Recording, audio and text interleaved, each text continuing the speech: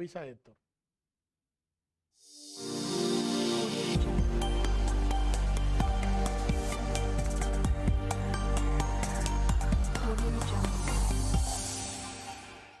Amén. Vamos a orar para así iniciar la predicación de esta mañana. Oramos.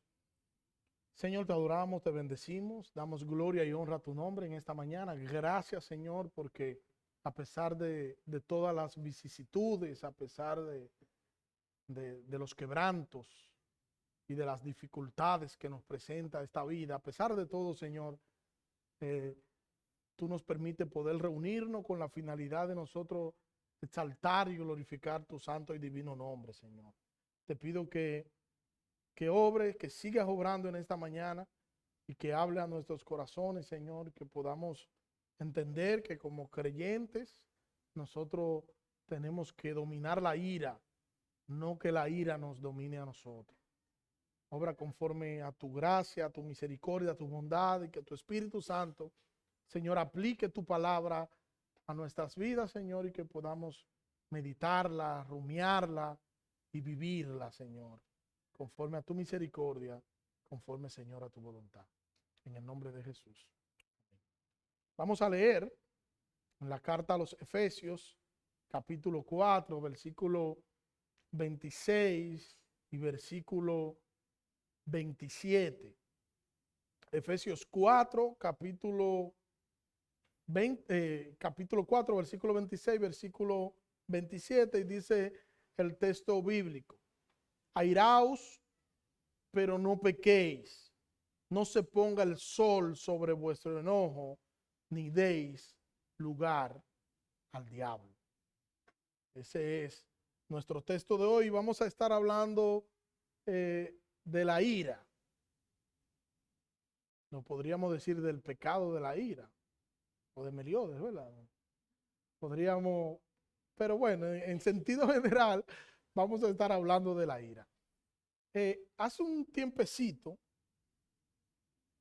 dos hombres se encontraron en la avenida Estrella Sadalá, en Santiago de los Caballeros, específicamente en un negocio de venta de gasolina, en una gasolinera.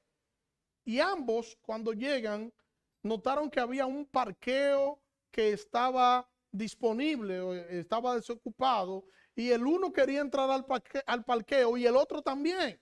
Y en ese querer entrar el uno y querer entrar el otro, ambos se desmontaron del vehículo y comenzaron a discutir. La discusión fue tan recia que ambos se llenaron de ira, ambos se llenaron de enojo. Y uno enojado fue al vehículo, buscó un arma blanca, y el otro también muy enojado fue al vehículo y buscó una pistola. No tengo que preguntarle quién fue quien salió con vida de esos dos, porque el que tenía la pistola le dio 4 tiros y lo mató. ¿Por qué? Porque la ira fue tan grande que no la pudo controlar. Tuvo un arranque de ira y no supo controlarse. La razón de ser, un parqueo. Eso ocurrió el 21 de octubre del 2022. Y lo que yo estoy narrándole es un reporte del periódico El Caribe. No es una historia que yo me inventé, nada de eso. Pero también, ya algo más internacional, en abril pasado, un conductor en Puerto Rico se llenó de ira contra otro conductor porque ese otro conductor le cruzó por delante de manera sorpresiva y él también se llenó de ira, sacó una pistola y le quitó la vida al otro. Estamos viviendo y estamos ante una sociedad totalmente agresiva, que la ira lleva a las personas a hacer cosas que luego tienden a lamentarlo. La ira es una emoción compuesta por un conjunto de sentimientos negativos que regularmente conllevan a actos de violencia. Y si hay algo que nosotros pudiéramos afirmar es que nosotros estamos ante una sociedad totalmente airada. Una sociedad que tú, por cualquier cosa, la persona tiende a airarse y puede agredir al otro. Esposos, amigos, hermanos. Andamos como Hall nosotros. Ustedes saben cuál es Hall, ¿verdad? El hombre increíble. Nosotros a veces andamos así como Hall, airado. Yo no sé si ustedes recuerdan la película de los Vengadores, la primera película de los Avengers que hicieron, no sé si recuerdan. ¿Verdad que recuerdan? Veo algunas cabezas diciendo que sí, otros como que no, pero hay una escena dentro de esa película que después que Loki los manipula, divide a los Vengadores, llegan los que abren el portal, llegan los que van a invadir, y cuando están en plena pelea, llega el doctor Banner en un motorcito, cuando están invadiendo, en medio de la batalla. Tony habla con el Capitán América y le dice que una de estas figuras monstruosas van hacia ellos, y el Capitán América le dice al doctor Banner: doctor, sería bueno que comience a enojarse. Y el doctor Banner le dice: ese es mi secreto, capitán, que siempre estoy enojado. Y ahí entonces se convierte en Hulk. Y esto parece, ¿verdad? Se ve chulo, pero pareciera como que así nosotros estamos viviendo, y así está la sociedad de hoy, y así está la gente de hoy, que siempre está enojado y siempre está a la defensiva. La gente está siempre enojada, siempre a la defensiva, y siempre está esperando el mal del otro. La ira se apoya en otros sentimientos como el enojo, el enfado, la molestia, la rabia, el cólera, el odio, el rencor, los celos, la envidia, desprecio, antipatía, impotencia, furia, y provocan gran irritabilidad o gran resentimiento entre los individuos. Al final, nosotros tenemos que caer en el punto que siempre yo tengo que decir, y es que al final el orgullo es la razón de la ira.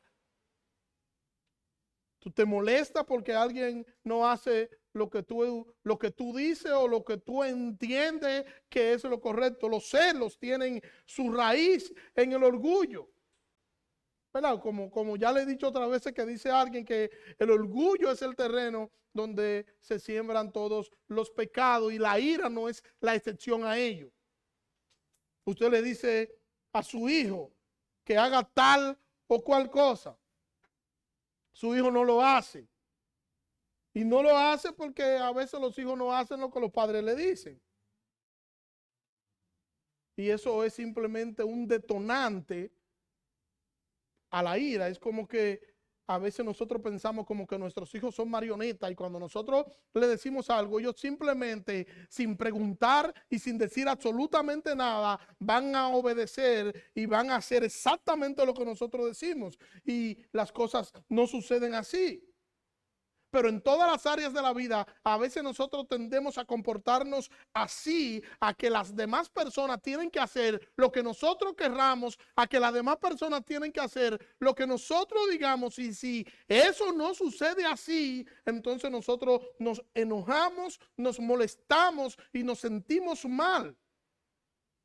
El que va a donde otra persona para que le aconseje, va donde la persona y dice: mira, yo necesito un consejo, estoy pasando por tal o cual situación. Bueno, el consejero le dice su posición, pero si esa persona no se lleva de lo que el consejero le dice, entonces el consejero se siente mal y dice: a donde mí que no vuelva, porque hizo todo lo opuesto. Y se siente mal y se enoja y se molesta. ¿Por qué? Por el orgullo. Al final el enojo, como ya he dicho, tiene que ver con el orgullo. La palabra que aparece aquí en el texto de airaos, esta palabra que aparece aquí no tiene que ver con con un arranque de ira. No es a eso, a un arranque de ira momentáneo y eterno que está hablando el texto. No es a eso que Pablo se está refiriendo aquí. ¿Por qué no es a eso? Porque si algo nosotros podemos decir es que todos nosotros en algún momento de la vida nosotros tuvimos un arranque de ira. ¿Quién de los que está aquí puede levantar la mano y decir, no, yo nunca he sentido ira por nada, absolutamente por nada? Yo nunca me he airado.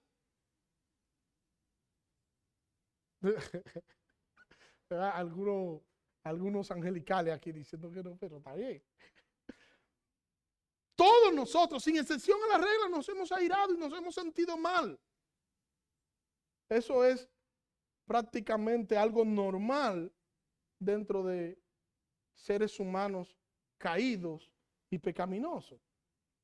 Pero hay algo interesante y es que el texto está dando por sentado que nosotros nos vamos a airar. No es que es posible que quizás, no, el texto está dando por sentado que nos vamos a airar. El texto está dando por sentado que nos vamos a enojar. Pero el texto está hablando de una convicción profunda, de una convicción determinada y de una convicción arraigada hacia el enojo. Se usa en el Nuevo Testamento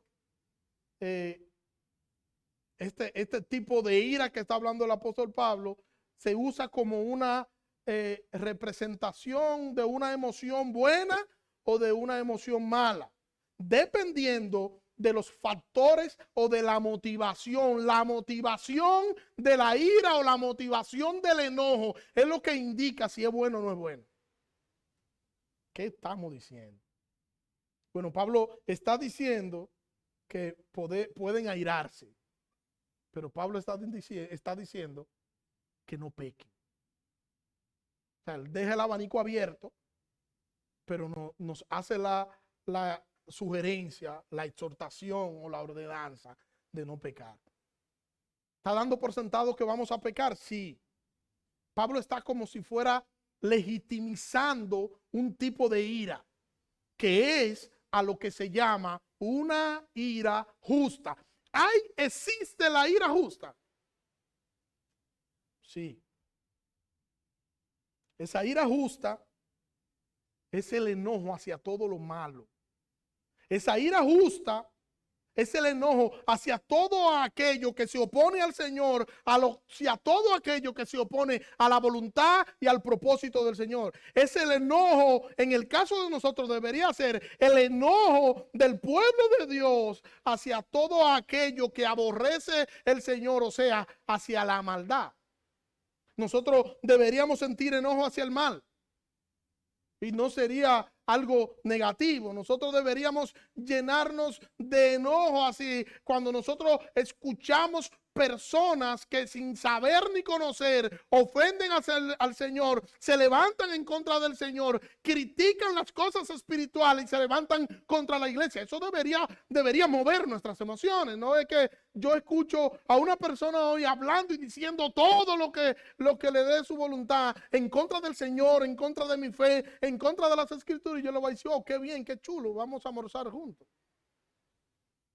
¿Cómo que no? ¿Verdad que no?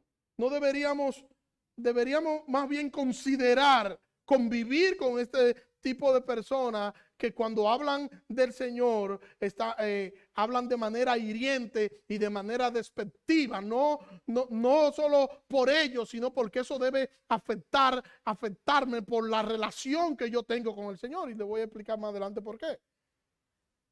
Pero algunas veces nosotros queremos ser tan permisivos, nosotros queremos ser tan bondadosos, nosotros queremos ser tan amorosos que no queremos ni siquiera predicar algo que yo crea que pueda ofender a alguien, porque eso como que no está bien. Y dice un pastor que si ellos se pasan la vida ofendiendo a Dios, ¿qué importa que ellos se ofendan un día cuando escuchen la palabra de Dios? Jesús expresó su enojo justo contra los fariseos, contra aquellos que estaban vendiendo en el templo. No sé si ustedes recuerdan que habían convertido el templo en un mercado. Y Jesús expresó su enojo, tomó un látigo y comenzó a quitar todo aquello. Allí un enojo justo, y no hay que decir un enojo santo. Y haciendo un paralelismo con esto, hay muchas iglesias que son el centro de fuente de riqueza, donde sus líderes solo hablan de dinero, de siembra, de venta, de prédica, de venta de oraciones, y todo, absolutamente todo lo que se mueve allí es dinero, el mal llamado evangelio de la prosperidad. E incluso hoy tenemos iglesias que no se llaman iglesias. No se llaman iglesias porque no es atractivo. Se llaman centro. Centro ministerial tal. Comunidad de fe. Ministerio fulano de tal. Imagínense una iglesia. Ministerio Héctor Santana.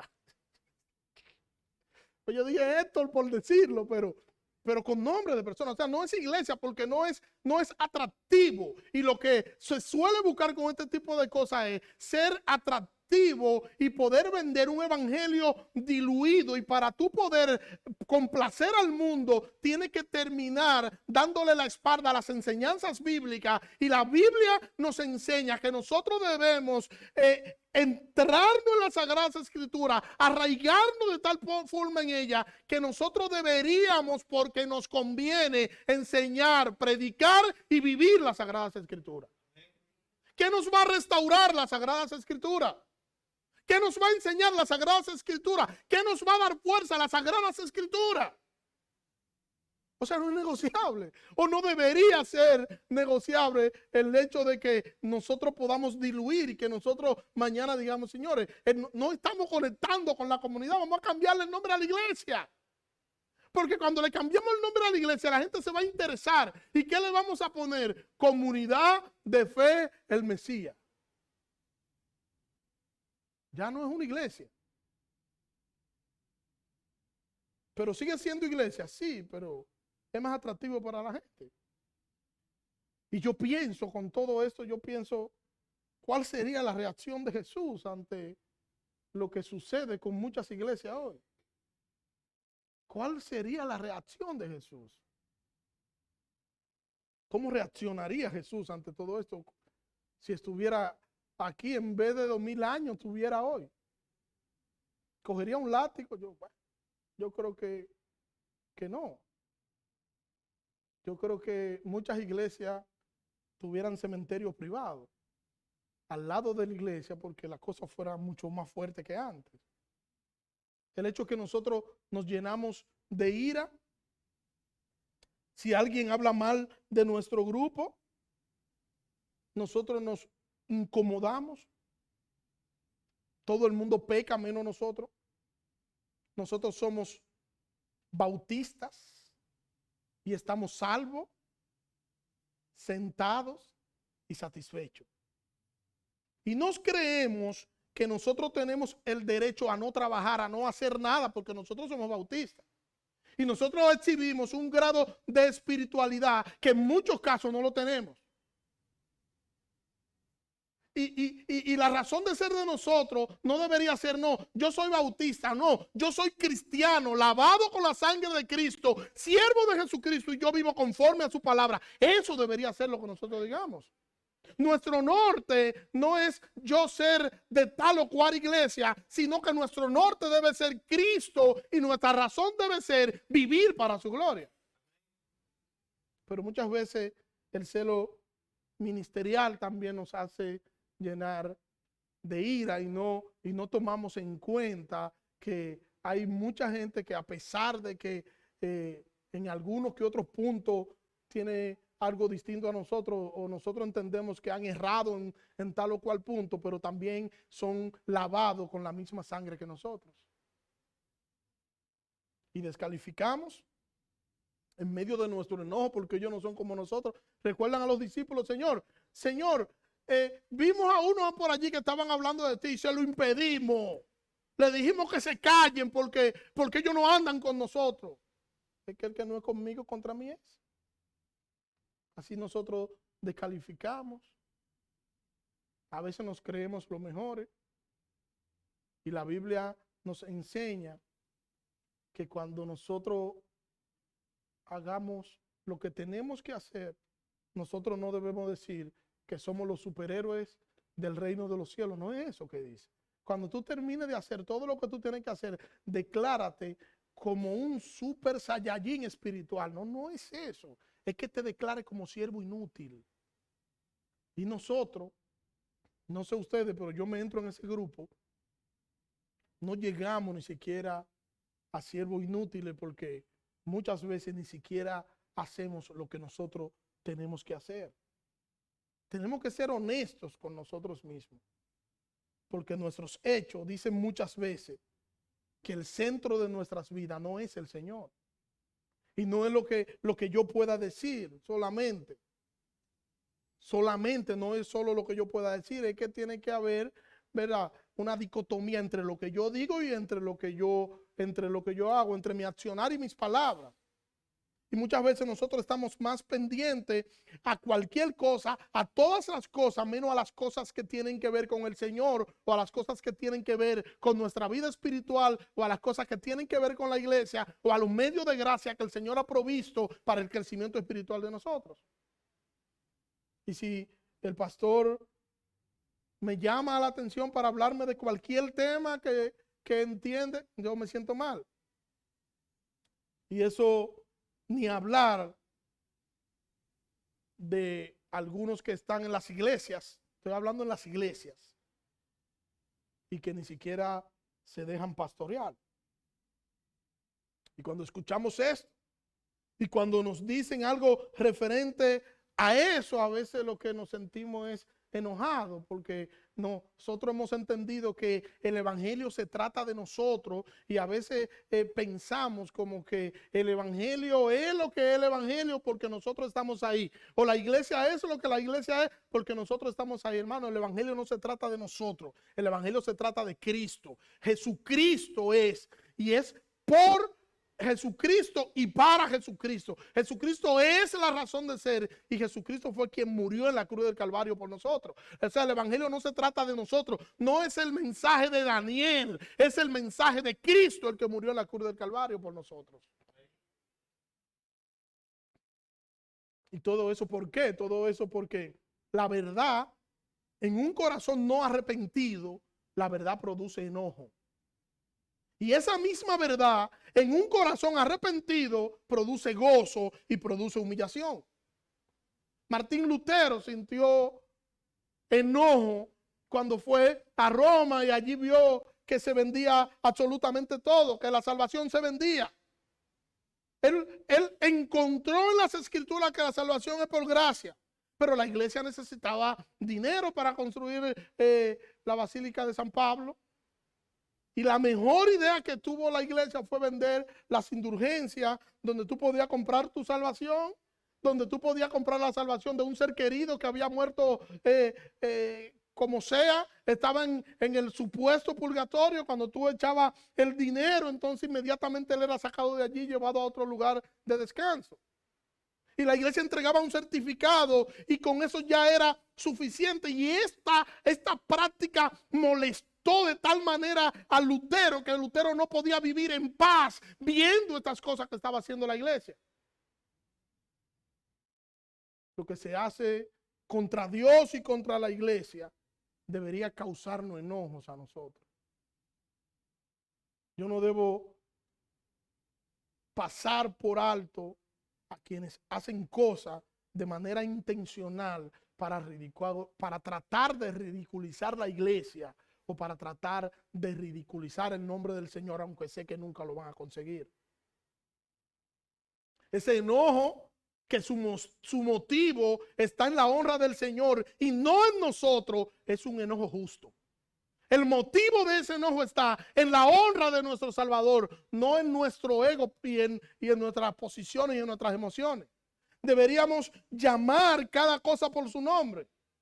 Y yo no estoy diciendo que nosotros deberíamos tomar las cosas personales. Eso no es lo que yo estoy diciendo. Porque también nos pasa que por falta de conocimiento a veces hacemos las cosas personales. Y no es eso. No es que nosotros podamos decir cuál es la posición bíblica y que nosotros podamos entender cuándo, dónde y cómo poner distancia, y nosotros saber que toda aquella persona que se levanta contra la fe, contra la iglesia, contra el Señor, no puede ser una persona cercana a nosotros. El enojo, ese enojo que está basado en la honra del Señor, es un enojo justo para nosotros. El enojo que sí es pecado es aquel que es motivado por la defensa personal. Cuando algo que hacen que yo siento que me afecta a mí de manera personal y eso me llena de enojo, eso es un enojo pecaminoso. Y nosotros cuando queremos procurar simplemente que se nos sirva, y cuando alguien no nos sirve, entonces nos enojamos, guardamos rencor, resentimiento cuando alguien hace algo contra nosotros, y eso es un enojo pecaminoso por el rencor y el resentimiento que produce en nosotros. Yo no sé si usted ha escuchado gente que dicen, ese me la paga. Otros dicen, yo me la cobro. No te apures, que un día me toca a mí. Esas son expresiones egoístas. Pero los que son más espirituales, lo que dicen es, yo voy a orar para que el Señor se lo cobre. Recuerdan a la hermana, el Señor mata por mí, no se pongan a inventar conmigo. Una hermana muy querida de Héctor que decía eso. El Señor mata por mí. Caín se enojó contra su hermano. Se enojó contra su hermano de tal manera que lo mató. Pero ¿por qué Caín se enojó así contra su hermano? Porque Dios recibió la ofrenda de Abel y no recibió la ofrenda suya. La envidia lo hizo enojar y matar a su hermano porque él quedaba mal ante Dios. O sea, fíjense que le vengo diciendo que tiene que ver con el orgullo, porque él se está viendo como que él está quedando mal y por este me hizo quedar mal. Y mató al hermano. La envidia lo hizo enojar. El enojo pecaminoso nos hace actuar mal y lo hacemos porque estamos centrados en nosotros y no en el Señor. El que actúa así no está centrado en el Señor, está centrado en sí mismo. Y a veces hay quienes están viendo lo que hacen los demás y están interesados en ver qué está haciendo el otro. Y cuando alguien hace algo mal, dicen, yo lo sabía. Lo sabía. Pero cuando alguien hace algo que lo hace bien, entonces dicen, yo lo hago mejor que él. Yo lo hago mejor que él. Eso pasa mucho entre nosotros los cantantes. Que a veces los que cantan no les cuesta reconocer cuando alguien canta bien. Y cuando ven a alguien cantando y la gente dice, wow, qué bien entonó esa canción. Ellos dicen como una nota discordante, dicen, yo canto mejor que él. Yo lo hago mejor. Y cuando reconocen las virtudes de alguien, entonces esa persona no dice nada, pero se siente mal. Él no hace las cosas que tiene que hacer. Ella no hace las cosas que tiene que hacer. Es una holgazán o es un holgazán en las cosas espirituales, pero cuando reconocen que alguien está haciendo las cosas bien, se siente mal porque quiere recibir esos méritos. Yo le comenté una vez a ustedes que una vez yo estaba en el baño cantando. Eso no sé si ustedes recuerdan. Cantando de verdad. Porque lo que cantamos mal lo cantamos en el baño y cantamos de verdad. Y yo recuerdo que yo cantaba El Milagro de Marcos Vidal. Pero no era que yo lo estaba cantando, era que yo me escuchaba como que yo era Marcos Vidal que estaba cantando a través de mí. Mejor que él yo la estaba cantando. Solo que era una pequeña ilusión. Yo creo que todo el que canta malo piensa igual que yo cuando está cantando, que está cantando bien. O que se le está comiendo. O que la gente se deleite escuchándolo. Y la gente lo que está diciendo, Señor, cuida mis oídos. Y yo estoy cantando en el baño, bañándome. Pero estoy prestándole más atención a lo que estoy cantando que a lo que me estoy bañando. Y de repente escucho a Jiré, a Dalia, que estaba pequeñita, creo que 5 o 6 años, que le dijo a Brahim, mami, corre rápido que papi se está poniendo malo en el baño. Ella interpretó que yo estaba cantando y que no era que yo estaba cantando, que era que me estaba poniendo malo. Pero yo pensaba que yo me la estaba comiendo. Yo pensaba que yo estaba haciendo una cosa extraordinaria y era torturándolo a ellos que estaban. El cristiano debe desechar ese enojo egoísta que termina haciéndole daño a él mismo y termina haciéndole daño a su hermano. El enojo que no es egoísta y se basa en el amor de Dios y en el interés por el otro, entonces es el enojo que le estaba diciendo que es justo. Que no solo se permite, sino que se ordena. Si uno tiene un amor genuino, uno no puede evitar sentirse contrariado, hasta enojarse hacia la persona que quiere lastimar ese amor, esa relación o el objeto de ese amor. También el enojo justo puede caer en la amargura, puede caer en el resentimiento y puede caer en la autojustificación. ¿Recuerdan a Saulo? Saulo entendía que los cristianos estaban ofendiendo a Dios. ¿Y qué hizo Saulo? Saulo se llenó de ira contra los cristianos. ¿Y qué produjo esa ira? Resentimiento, enojo. Terminó justificando su actitud pecaminosa basada en un supuesto enojo justo. Y a mí eso lo que me hace es pensar.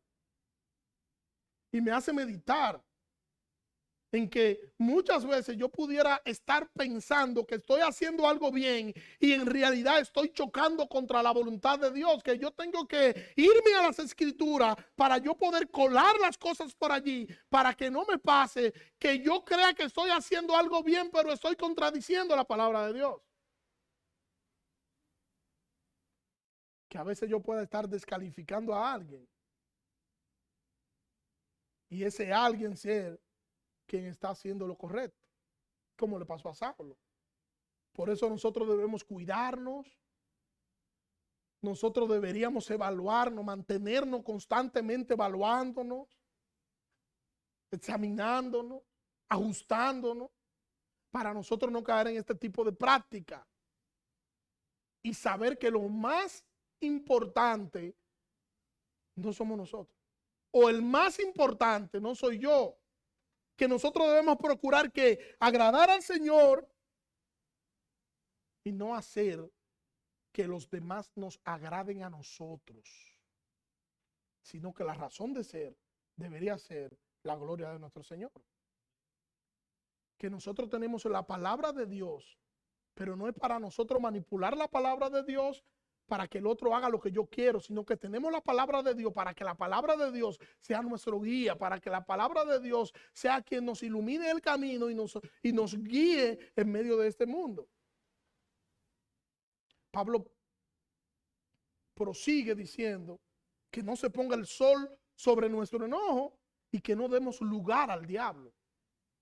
Y lo que Pablo está diciendo es que aún el enojo justo no se debe prolongar. Que su límite, el límite del enojo justo, dice Pablo que debería ser la noche, no debería prolongarse. Lo que está diciendo es que no debe ser de larga duración, que no debería esperar al día siguiente, porque el enojo se añeja.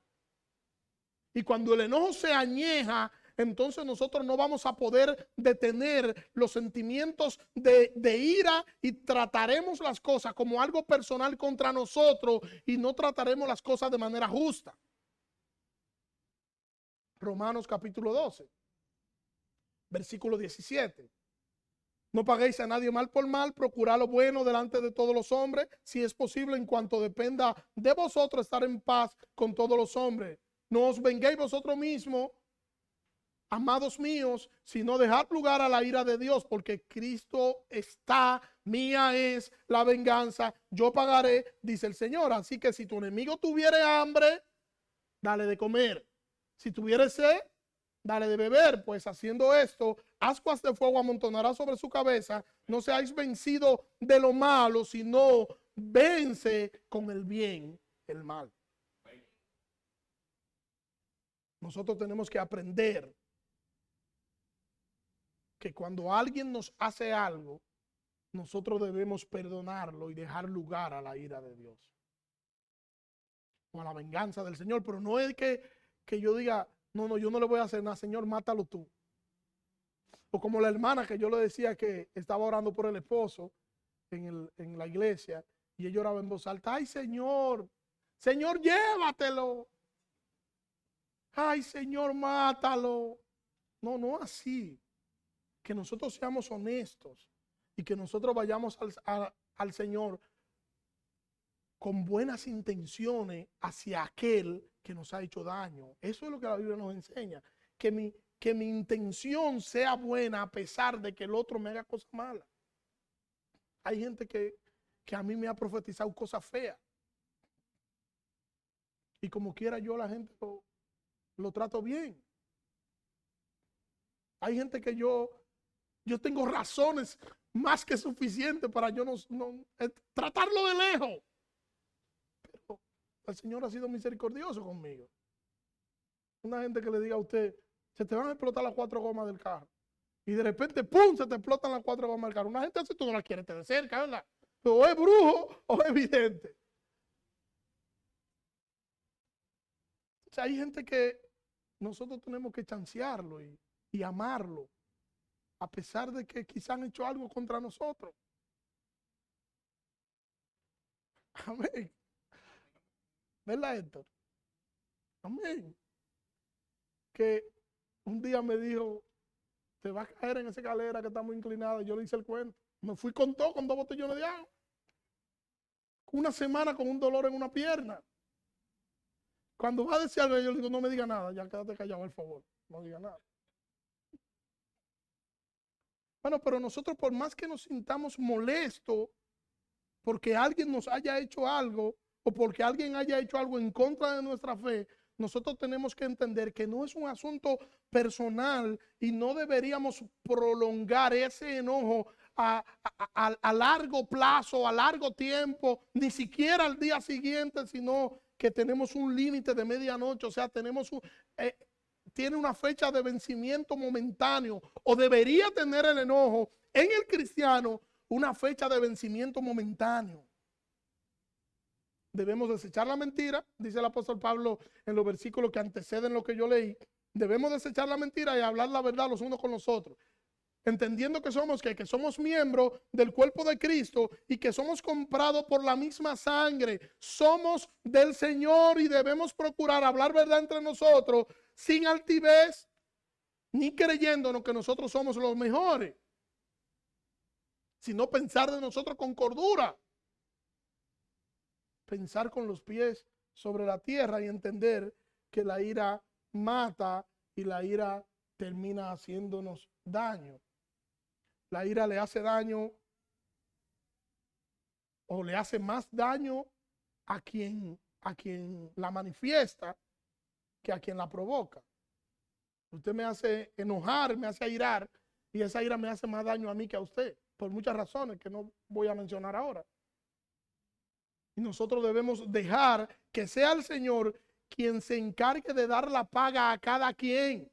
Por eso es que la ira santa, o la ira justa más bien, esa ira justa no debería prolongarse, porque al final quien va a pagar a cada quien conforme a lo que haya hecho, no soy yo, es el Señor. A mí me va a molestar, pero eso está en la mano del Señor y el Señor es que va a obrar como Él quiera. Y nosotros no deberíamos justificarnos para nosotros tomar las cosas en nuestras manos, como a veces sucede cuando nos molestamos por las cosas, incluso las cosas que son del Señor. Pero en nuestras relaciones, el esposo se enoja porque la esposa, él siente que ella no lo está respetando. Pero la esposa se enoja porque el esposo, ella siente que él no la está amando. Y ese enojo muchas veces produce resentimiento y produce justificación. Y ella dice, yo lo trato así porque él. Y él dice, yo la trato así porque ella. Y olvidamos que para el cristiano el enojo tiene una fecha de vencimiento que debería ser algo pasajero, no algo permanente. Y tanto ella como él deberían entender que el centro de su relación debería ser Cristo y no ellos. Y que hasta que nosotros no aprendamos que tenemos que vivir el evangelio en nuestra relación matrimonial, las cosas no van a funcionar bien. Es que hasta nuestra relación matrimonial depende de Cristo. Es que hasta nuestra relación matrimonial, el centro de nuestra relación matrimonial debería ser Cristo. El amigo se molesta con su amigo y se enoja, y el enojo produce separación. Yo no sé si usted ha visto estos amigos que son muy cercanos, que son muy allegados, se molestan por una tontería, por un malentendido, y simplemente el enojo y el orgullo termina separándolo, porque se impone el orgullo y puede más. De hecho, yo he visto personas que fruto de un arranque de ira renuncian de su trabajo. Pero ellos necesitando el trabajo. Pero se llenan de ira en un momento por algo que le dijeron que haga o que tenían que hacer. Se molestaron y tomaron decisiones incorrectas bajo los efectos de la ira. Porque entendían que eso estaba afectando su orgullo, y hay gente que no tolera que su orgullo sea afectado.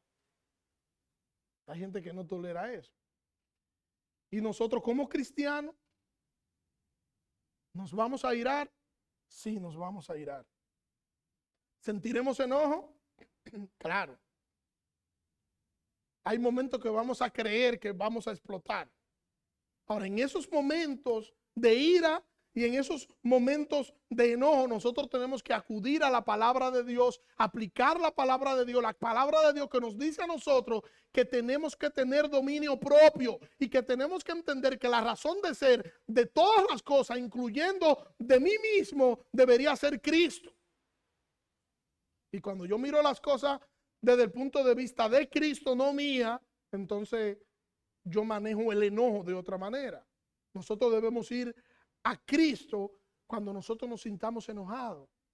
Cuando sintamos estos sentimientos de enojo, deberíamos ir a Cristo y decirle al Señor, Señor, me siento enojado.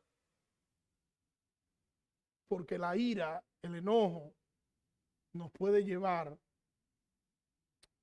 no solo a tomar las cosas personales, sino que nos puede llevar a nosotros a mantenernos airados, pecando bajo la ira, y eso nos va a llevar a una raíz de amargura, a un desequilibrio, simplemente por no ir al Señor y por no aplicar las escrituras a nuestra vida. Es la palabra del Señor la que debería darnos paz y tranquilidad. La palabra de Dios es la que nos va a dar esa paz y esa tranquilidad que nosotros necesitamos, no solo en ese momento cuando nos sentimos molestos, sino en todo tiempo. Cuando nosotros no hablamos verdad entre nosotros, ese no hablar verdad entre nosotros produce ira entre aquel o en aquel que siente que no se le está hablando verdad. Y por eso los versículos que anteceden eso, Pablo nos llama primero a que tenemos que hablar verdad entre nosotros. cuando alguien se da cuenta que usted le está mintiendo, puede que esa persona caiga en un arranque de ira o en una ira descontrolada. Y Pablo dice, para evitar eso, hablen cada uno la verdad entre ustedes. Porque esa ira no es buena. Nosotros deberíamos hacer lo que tenemos que hacer y deberíamos pedirle al Señor que nosotros podamos vivir las Escrituras, y en ese vivir las Escrituras entender que nosotros tenemos dominio propio, y si tenemos dominio propio, nosotros ese dominio propio tenemos que ponerlo de manifiesto ante esos momentos o ante esos arranques de ira. La pregunta aquí sería, ¿puede airarse un cristiano? Claro que sí. Lo que el cristiano no debería hacer es prolongar esa ira, porque para el cristiano, este cristiano que tiene dominio propio, esa ira es algo momentáneo, sea por algo justo o por algo que no sea justo. La ira en el creyente debe ser o debería ser algo momentáneo. ¿Cómo puede un cristiano entonces enfrentar la ira? Aplicando las Escrituras a su vida. Efesios capítulo 4, versículo 23, versículo 24. Dice, y renovaos en el espíritu de vuestra mente y vestidos del nuevo hombre creado según Dios en la justicia y santidad de la verdad. Por lo cual, desechad la mentira, hablad verdad cada uno con su prójimo, porque somos miembros los unos de los otros. Y dice Eclesiastés capítulo 7, versículo 9, no te apresures en tu espíritu a enojarte, porque el enojo reposa en el seno de los necios. Nosotros debemos confesar a nuestro Señor nuestros pecados, y dentro de nuestros pecados o dentro de los pecados está el pecado de la ira. La ira es un pecado. Mire cómo lo dice Pablo en Gálatas capítulo 5, versículo 19 y versículo 20. Y manifiestas son las obras de la carne, que son adulterio, fornicación, inmundicia, lascivia, idolatría, hechicería, enemistades, pleitos, celo, iras, contiendas, disensiones, herejías, y etcétera, etcétera, etcétera. Porque la lista es larga. La ira está dentro de la lista de todos estos pecados. O sea, la ira es un pecado. Romanos capítulo 6, sabiendo esto, que nuestro viejo hombre fue crucificado juntamente con él para que el cuerpo del pecado sea destruido, a fin de que no sirvamos más al pecado, porque el que ha muerto ha sido justificado del pecado. Y si morimos con Cristo, creemos que también viviremos con él, sabiendo que Cristo, habiendo sido resucitado de los muertos, ya no muere. La muerte no se enseñoreará más de él. Porque en cuanto murió, al pecado murió una vez por todas, mas en cuanto vive, para Dios vive. Así también vosotros consideraos muertos al pecado, pero vivo para Dios en Cristo Jesús nuestro Señor. Entonces, lo que nos está diciendo el apóstol Pablo es, ok, la ira es un pecado. Nosotros nos vamos a enfrentar a la ira. Esa ira debería ser momentánea, aunque sea una ira justa. Ahora bien, la ira es un pecado y nosotros estamos llamados a nosotros a alejarnos del pecado, a darle la espalda al pecado y vivir conforme a la palabra de Dios. Somos nueva criatura. Y como nueva criatura debemos desechar la ira, debemos desechar el pecado de la ira. Y tenemos que tolerarnos. A veces la ira nos viene porque a veces no nos toleramos. Y yo no tolero a mi hermano y mi hermano no me tolera a mí. Yo no sé, pero yo siempre tengo la gracia de que cuando una persona me conoce por primera vez, dice, ese es un tipo aburrido. Un tipo como complicado, como que se ve como que así, como que medio ogro. Eso me dice la gente que me conoce por primera vez. Después que me conoce bien, se dan cuenta que sigo siendo la misma persona así. Pero hay personas que inmediatamente te ven, hacen un juicio de ti. y te juzgan y te condenan y y hacen un juicio sin ni siquiera conocerte y saber quién eres tú. Y nosotros como cristianos no deberíamos hacer eso, no deberíamos ver la gente y empezar a juzgar a la persona, hacer un juicio de la persona y decir, no, esta persona es así de tal forma. No, porque no la conocemos. Hermano, tenemos que aplicarle a los demás el amor de Cristo, el amor que Cristo nos ha dado a nosotros. Y mostrar que Cristo vive en nosotros es mostrar el amor de Cristo por medio de nosotros. Y juzgando a los demás de manera injusta, no nos vamos a parecer a Cristo. Nos vamos a parecer a los que no son de Cristo. Y nosotros somos cristianos. ¿Nos vamos a irar? Sí, nos vamos a irar. Ahora, la ira en el cristiano tiene fecha de vencimiento. Debería ser una emoción momentánea, a pesar de que sea una ira justa, porque si no, entonces va a terminar haciéndonos daño y vamos a terminar nosotros en este pecado de la ira. Somos cristianos y como cristianos nosotros deberíamos seguir a Cristo por medio de su palabra, viviendo y aplicando su palabra a nuestras vidas. Que el Señor nos ayude a que nosotros podamos considerar nuestras vidas y que nosotros podamos ajustar nuestras vidas a su palabra y que nosotros podamos hacer conforme a su voluntad.